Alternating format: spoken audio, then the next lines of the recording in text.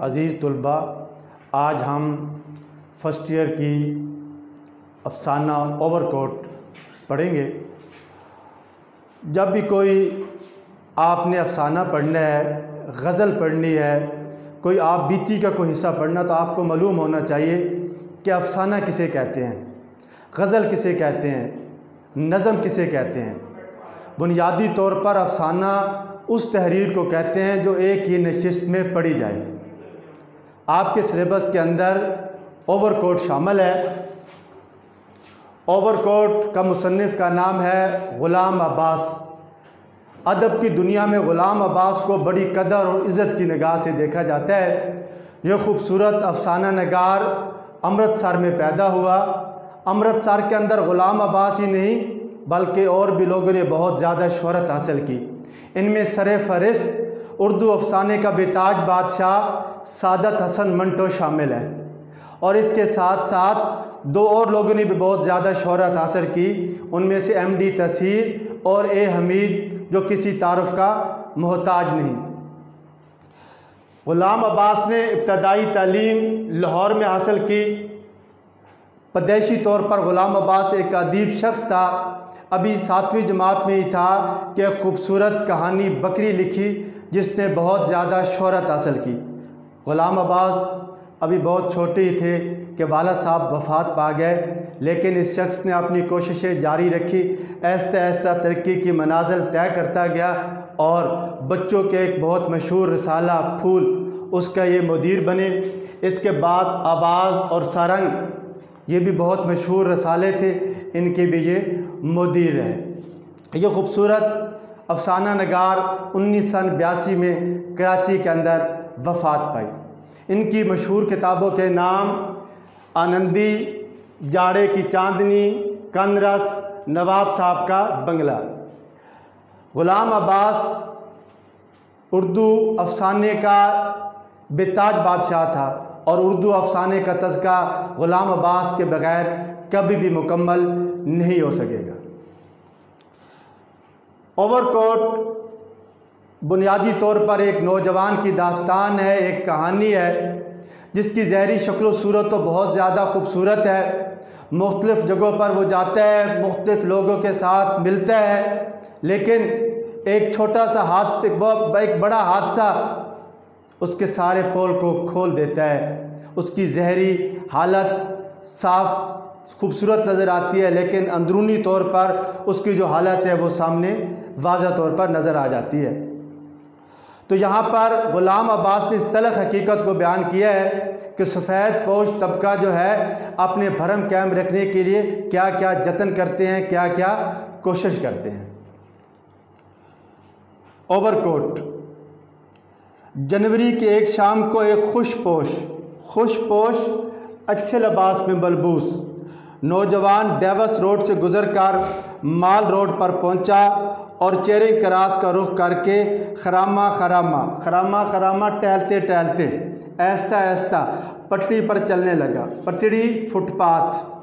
یہ نوجوان اپنی تراش خراش وضاقتہ سے خاصا فیشنیبل معلوم ہوتا تھا۔ فیشنیبل، جدید، چمکتے ہوئے بال، بریک مونچھیں گویا سرمی کی سلائی سے بنائی گئی ہوں۔ بادامی رنگ کا اوور کوٹ پہنے ہوئے جس کے کاج میں بٹن لگانے کے لیے کپڑے میں جو سوراخ کیا جاتا ہے اس کو کاج کہتے ہیں۔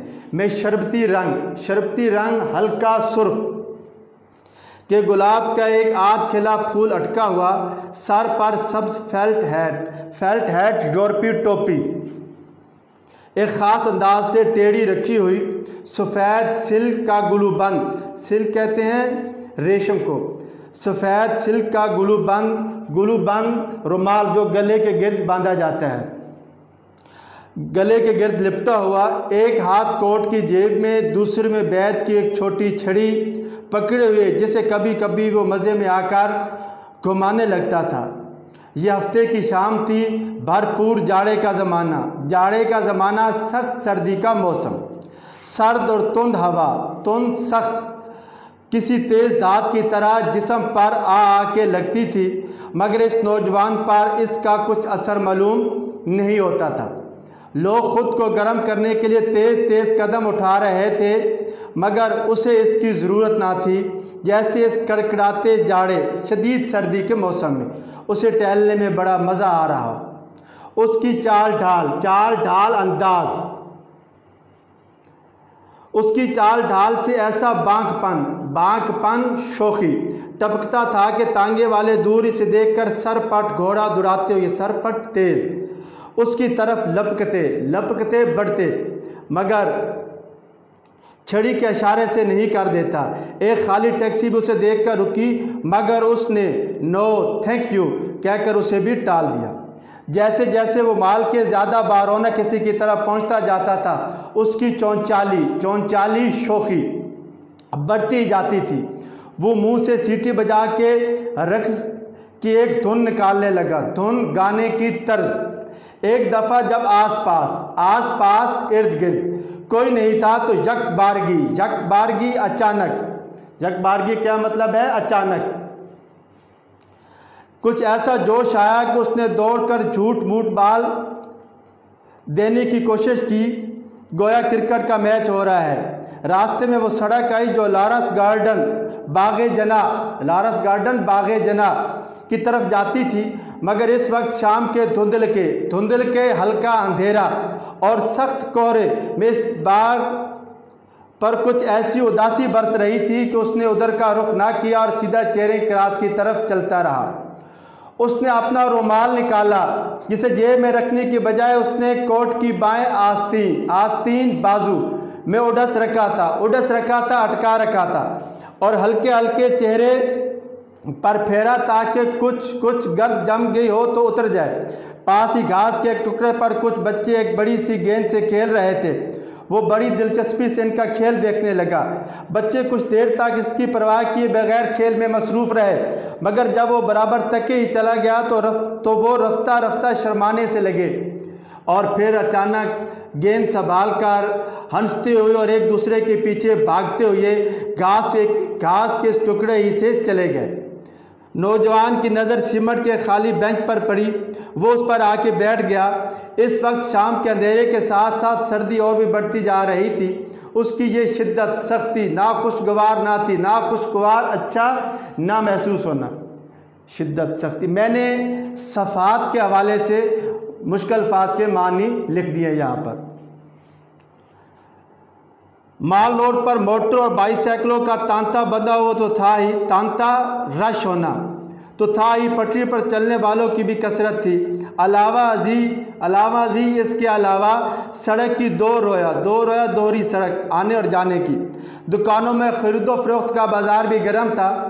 جن کم نصیبوں کو نہ تفریح طبع کی استطاعت تھی، تفریح طبع طبیعت کو خوش کرنے والی استطاعت طاقت نہ خرید و فروخت کی، وہ دور سے کھڑے ان تفریح گاہوں اور دکانوں کی رنگا رنگ روشنیوں سے جی بہلا رہے تھے، دل کو خوش کر رہے تھے۔ نوجوان سیمنٹ کی بینچ پر بیٹھا اپنے سامنے سے گزرتے ہوئے زن و مرد کو غور سے دیکھ رہا تھا۔ اس کی نظر ان کے چہروں سے کئی زیادہ ان کے لباس پر پڑتی تھی۔ اس میں ہر وضع شکل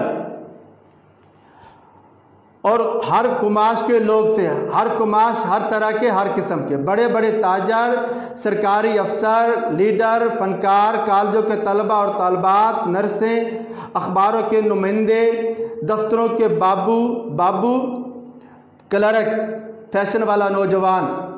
زیادہ تر لوگ اوور کوٹ پہنے ہوئے تھے، ہر قسم کے اوور کوٹ، کراکلی جنگلی بلی کی کھال کا بہت قیمتی کوٹ، بیش قیمتی اوور کوٹ سے لے کر خاکی پٹی کے پرانے فوجی اوور کوٹ تک جنہیں نیلام میں خریدا گیا۔ نیلام، پرانی چیز جس کی نیلامی ہو یا نصف قیمت میں خریدا گیا۔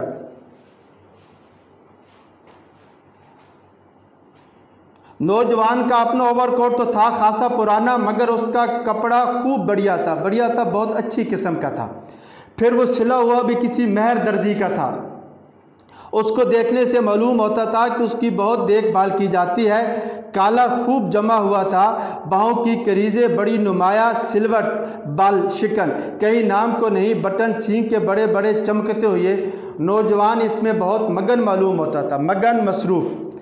ایک لڑکا پان بیڑی سگریٹ کا صندوقچہ گلے میں ڈالے سامنے سے گزرا۔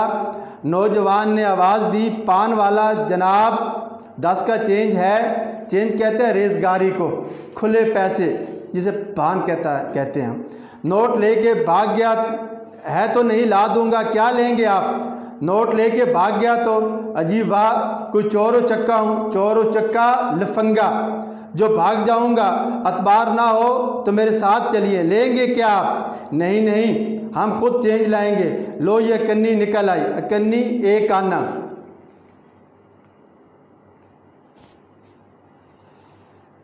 ایک سگریٹ دے دو اور چلے جاؤ۔ لڑکے کے جانے کے بعد وہ سگریٹ کے کش لگانے لگا۔ ایک چھوٹی سی سفید رنگ کی بلی سردی میں ٹھٹری ٹھنڈا ہو جانا سردی کی وجہ سے، بینچ کے نیچے اس کے قدموں کے پاس آ کر میاؤ میاؤ کرنے لگی۔ اس نے پچکارا پیار سے بلانا، پیار کرنا، تو اچھل کر بینچ پر آ چڑھی۔ اس نے پیار سے اس کی پیٹھ پر ہاتھ پھیرا اور کہا، پور لٹل سول، بیچاری ننھی سی جان۔ اب 7 بج چکے تھے اور وہ مال کی پٹڑی فٹ پاتھ پر پھر پہلے کی طرح مٹر گشت کرتا ہوا چلا جا رہا تھا۔ مٹر گشت بے مقصد گھومنا۔ ایک ریستوران کہتے ہیں کھانے کے ساتھ ساتھ جس کے اندر رہائش کا بھی بندوبست ہو۔ میں آرکسٹرا بج رہا تھا۔ آرکسٹرا انگریزی ساز جس نے 20ویں صدی میں بہت زیادہ شہرت حاصل کی۔ اندر سے کئی زیادہ باہر لوگوں کا ہجوم تھا۔ اس میں زیادہ تر موٹروں کے ڈرائیور، کوچوان تانگا چلانے والے، پھل بیچنے والے جو اپنا مال بیچ کے خالی ٹوکرے لیے کھڑے تھے، کچھ راہگیر مسافر راستے میں چلنے والے جو چلتے چلتے ٹھہر گئے تھے، کچھ مزدوری پیشہ لوگ تھے اور کچھ گداگر بکاری۔ نوجوان پل بھر کے لیے رکا اور پھر آگے بڑھ گیا، پل بھر کچھ دیر کے لیے۔ راستے میں ایک چھوٹا سا بک سٹال پڑا۔ نوجوان یہاں بھی رکا، کئی تازہ رسالوں کے ورق الٹے، رسالہ جہاں سے اٹھاتا بڑی احتیاط سے وہیں رکھ دیتا اور آگے بڑھا تو کلینوں کی ایک دکان نے اس کی توجہ کو جذب کیا، توجہ کا اپنی طرف کھینچا۔ مالک کے دکان نے جو ایک لمبا سا چوغا عربی پوشاک ابا پہنے اور سر پر کلا رکھے تھا، گرم جوشی سے اس کی آؤ بھگت کی۔ کلا کہتے ہیں ٹوپی کو، پگڑی کو، آؤ بھگت خاطر مدارت۔ ذرا یہ ایرانی کلین دیکھنا چاہتا ہوں، اتاریے نہیں، یہیں دیکھ لوں گا، کیا قیمت ہے اس کی؟ 1432 روپے۔ نوجوان نے اپنی پاؤں کو سکیڑا۔ پاؤں کہتے ہیں آنکھ کی محراب پر اگے ہوئے بال، ابرو، جس کا مطلب تھا اوہو اتنی۔ دکاندار نے کہا آپ پسند کر لیجئے، ہم جتنی بھی رعایت کر سکتے ہیں کر دیں گے۔ شکریہ، لیکن اس وقت تو میں صرف ایک نظر دیکھنے آیا ہوں۔ شوق سے دیکھیے، آپ ہی کی دکان ہے۔ 2-3 منٹ کے بعد اس دکان سے بھی نکل آیا۔ اس کے اوور کوٹ کے کاج میں شربتی رنگ کے گلاب کا جو آدھ کھلا پھول اٹکا ہوا تھا، وہ اس وقت کاج سے کچھ زیادہ باہر نکل آیا تھا۔ جب اس کو ٹھیک کر رہا تو اس کے ہونٹوں پر ایک خفیف ہلکی اور پر اسرار رازوں سے بھری ہوئی مسکراہٹ نمودار ہوئی زہر ہوئی۔ اس نے پھر اپنی مٹر گشت شروع کر دی۔ اب وہ ہائی کورٹ کی عمارتوں کے سامنے سے گزر رہا تھا۔ اتنا کچھ چل لینے کے بعد بھی اس کی طبیعت کی چون چالی میں کچھ فرق نہیں آیا تھا۔ نہ تھکان محسوس ہوئی تھی، نہ تھکاوٹ، اکتاہٹ، بیزاری۔ یہاں پٹری پر چلنے والوں کی ٹولیاں کچھ چھٹ سی گئی تھی، کم ہو گئی تھی اور ان میں کافی فاصلہ رہنے لگا تھا۔ اس نے اپنی بیعت کی چھڑی کو ایک انگلی پر گھمانے کی کوشش کی مگر کامیابی نہ ہوئی اور چھڑی زمین پر گر پڑی۔ او سوری کہہ کر زمین پر جھکا اور چھڑی کو اٹھا لیا۔ نوجوان نے شام سے اب تک اپنی مٹر کے گشت کے دوران میں جتنی انسانی شکلیں دیکھی تھی، ان میں سے کسی نے بھی اس کی توجہ کو اپنی طرف منعطف نہیں کیا تھا۔ منعطف توجہ کو اپنی طرف کھینچنا، فی الحقیقت ان میں کوئی جاذبیت تھی ہی نہیں، جاذبیت دلکشی، یا پھر وہ اپنے حال میں ایسا مست تھا کہ کسی دوسرے سے اسے سروکار ہی نہ تھا، سروکار تعلق۔ مگر ابھی اس نے آدھی ہی سڑک پار کی ہوگی کہ اینٹوں سے بھری ہوئی ایک لاری پیچھے سے بگولے کی طرح آئی اور اسے رونتے ہوئی میکلوڈ روڈ کی طرف نکل گئی۔ میکلوڈ روڈ، ظفر علی خان روڈ۔ لاری کے ڈرائیور نے نوجوان کی چیخ سن کر پل بھر کے لیے گاڑی کی رفتار کم کی۔ وہ سمجھ گیا کہ کوئی لاری کی لپیٹ میں آ گیا اور وہ رات کے اندھیرے سے فائدہ اٹھاتے ہوئے لاری کو لے بھاگا۔ 2-3 راہگیر مسافر راستے میں چلنے والے جو اس حادثے کو دیکھ رہے تھے شور مچانے لگے، نمبر دیکھو، نمبر دیکھو، مگر لاری ہوا ہو چکی تھی، تیزی سے بھاگ گئی تھی۔ اتنے میں کئی اور لوگ جمع ہو گئے۔ ٹریفک کا ایک انسپیکٹر جو موٹر سائیکل پر جا رہا تھا رک گیا۔ نوجوان کی دونوں ٹانگیں بالکل کچل گئی تھیں، بہت سا خون نکل چکا تھا، وہ سسک رہا تھا۔ فوراً ایک کار کو روکا گیا، سسک رہا تھا درد سے کرانا۔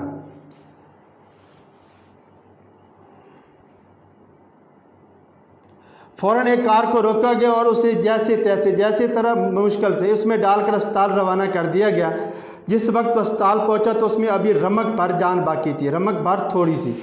اس اسپتال کی شعبہ حادثات میں اسسٹنٹ سرجن مسٹر خان اور 2 نوعمر نرسیں مس شہناز اور مس گل ڈیوٹی پر تھیں۔ جس وقت اسے اسٹریچر پر ڈال کے آپریشن روم میں لے جایا جا رہا تھا تو ان نرسوں کی نظریں اس پر پڑی۔ اس کا بادامی رنگ کا اوور کوٹ ابھی تک اس کے جسم پر تھا اور سفید سلک کا مفرق گلے میں لپیٹا ہوا تھا۔ اس کے کپڑوں پر جا بجا جگہ جگہ خون کے بڑے بڑے دھبے تھے، نشان تھے۔ کسی نے ازرائے ہمدردی کے طور پر اس کی سبز فیلٹ ہیٹ اٹھا کر اس کے سینے پر رکھ دی تاکہ کوئی اڑا نہ لے جائے، کوئی چوری نہ کر لے۔ شہناز نے گل سے کہا، کسی بھلے گھر کا معلوم ہوتا ہے بیچارہ۔ گل دبی آواز میں بولی، خوب بن ٹھن کے نکلا تھا بیچارہ، بن ٹھن کے بن سور کے۔ ڈرائیور پکڑا گیا یا نہیں بھاگ گیا؟ کتنے افسوس کی بات ہے۔